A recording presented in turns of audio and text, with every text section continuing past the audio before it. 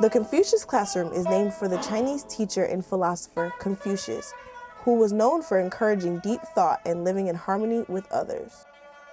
These are very exciting times.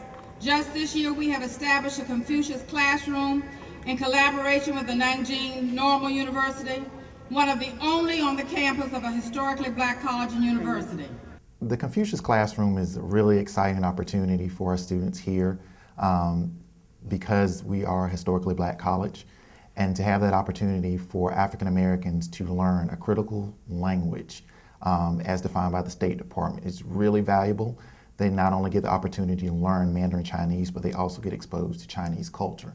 Dr. Xu, who was then the director for the Confucius Institute at North Carolina State, shared with us an opportunity to actually become one of the first in the area to have a Confucius Classroom. The Confucius Classroom is for promoting the Chinese language and the culture. So the two basic things is the language and the culture. So the first one, I want the students here to know how to say hello and how are you in Chinese. 你们好。你好。你们好吗？很好。 And the second step is they can know what's the customs about the Chinese people, like our clothes and our food. And the third step is our Chinese traditional value. We will do something during our Spring Festival, right? So, do you know what's this character? Can you pronounce? Yeah, Fu. Fu is a very important character in Chinese history because it means blessing, auspicious, and good luck. As a direct result of our 5-week study abroad program in China, St. Augustine's elementary education major, Sierra Bradley, decided to enhance her experience by taking Chinese 2 under the instruction of Ms. Chen Chen. She also talks about a lot of things that they would do in their culture, or she would invite us to certain places.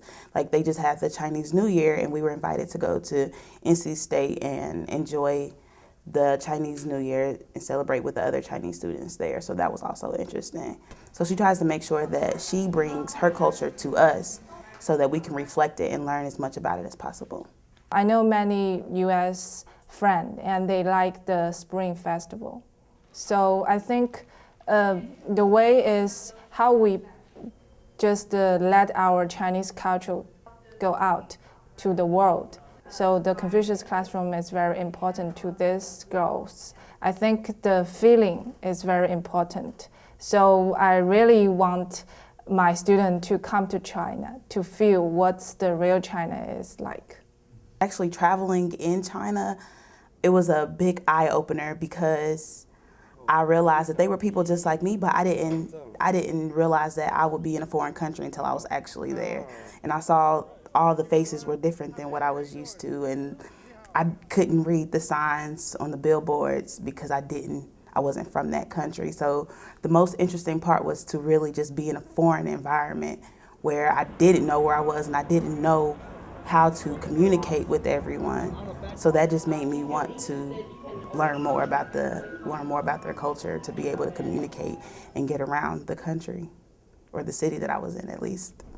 Sierra really challenged herself to learn about the language, to learn the people. She's one of those people that actually goes out and really does try to practice what she learned. It was really exciting to see someone to go from being sort of shy and timid about the language to really trying to master the language, and then to see her grow as an individual and to be proud of herself for what she learned. I mean, I think that's really exciting that you see that for any young person, but then to develop the mastery as much as she did with the language and to be comfortable with that, and then to be willing to engage in the culture in a way that is respectful and is knowledgeable, I think speaks volumes about her as an individual. Chen Lao Shi likes to make sure that we understand her culture as much as possible when she's teaching us different lessons.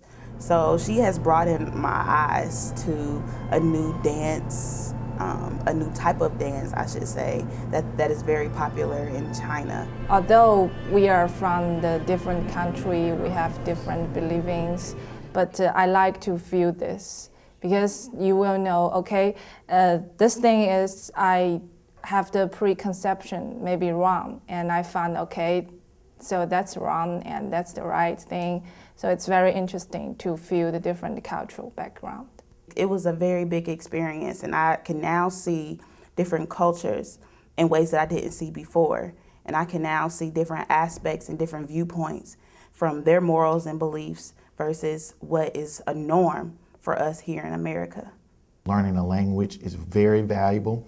This is going to provide them with the skills that they need, the cross-cultural skills that they need, the communication skills that they need, so that when they apply for jobs, when they apply for internships, when they apply for graduate school, they have the skills, they have the knowledge, they have the dispositions that employers and communities alike are looking for. We have an opportunity to not just teach Chinese 1 and Chinese 2, but we're hopeful that as we continue to expand the Confucius Classroom, that we will have students taking Chinese 3 and 4 as well, conversational, so that they will become very proficient in the language. What I enjoy the most about the Confucius Classroom is that I get to continue to learn about Chinese culture and language with my other peers, and I feel that we have grown a lot. The most happiest thing for me to teaching here is at the end of semester, I will let the students to